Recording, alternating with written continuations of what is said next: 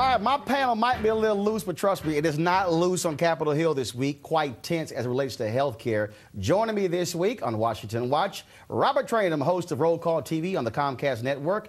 Deborah Mathis, always so shy and quiet, BlackAmericanWeb.com contributor.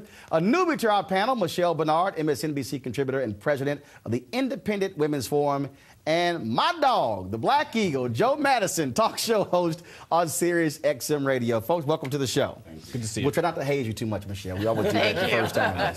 On Capitol Hill this week, and it's real tense. It's real tense. Every time there was a vote on anything, when they came up, it was like running the gauntlet, trying to get through White House folks, staffers, media as well. Lobbyists. I mean, this is it.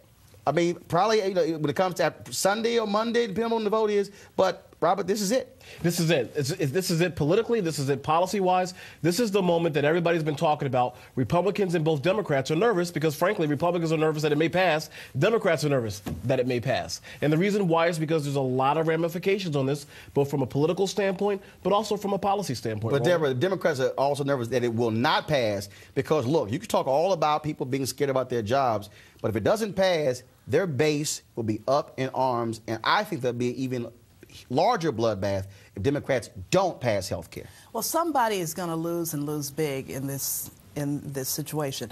It's going to pass whether the vote comes today or tomorrow. There's going to be a sliver that you can pass between passage, the yays and the nays. It's going to be very, very close no matter what. If the Democrats don't deliver on this, they're going to look weak, useless, a joke. And no one will believe that if they put all of their blood, sweat, and tears in this one issue and could not deliver on this one, that they will deliver on anything else. Michelle, 18-vote margin for Democrats in the Senate, 78 in the House. The president was supposed to go to Indonesia, Australia. They've canceled that trip. It is truly all hands on deck. It's all hands on deck, and I tell you, it is a critical time, not just for Republicans and Democrats on the Hill. It is a critical time for the president. He has staked his inaugural year in the presidency on health care reform. We've got 2 wars going on. The unemployment rate for whites is about 10%. For African Americans, it's 16.75%. That's the official number. That's the official number. It exceeds 20, exactly. Almost 30%. He has staked his entire presidency on what happens with this vote. And in my personal opinion is, no matter what happens, everyone has lost. It has taken a year to get to this point. This is a do-nothing Congress. Democrats control, and most people, no matter what happens, let's assume that it does go through, people are going to legitimately look to the Congress and say,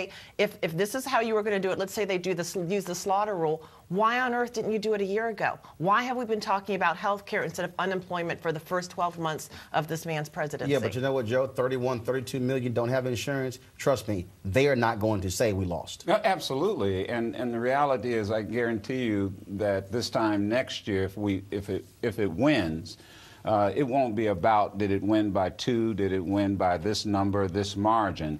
I think what will happen is the Democrats will look at this as a victory and now move forward on comprehensive job creation. They'll move their agenda forward. And what you'll have, quite honestly, is them feeling emboldened. Yeah, I